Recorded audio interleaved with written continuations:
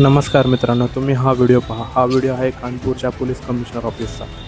कानपूरच्या police commissioner ऑफिसला ITBPच्या 50 हत्यारबंद सैनिकांनी घेराव घातला आहे. तर त्याचे कारण असे आहे की ITBPच्या एका युनिटचा एक कमांडो विकास त्याने त्याच्या आईला हॉस्पिटलमध्ये दाखल केले होते.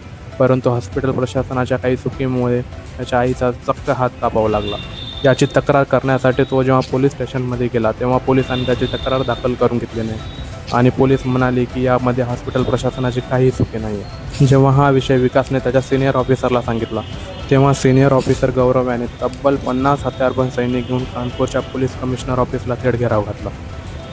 कमांडोंसमोर पोलिसांचे काय हाल होतात हे तुम्ही बघा.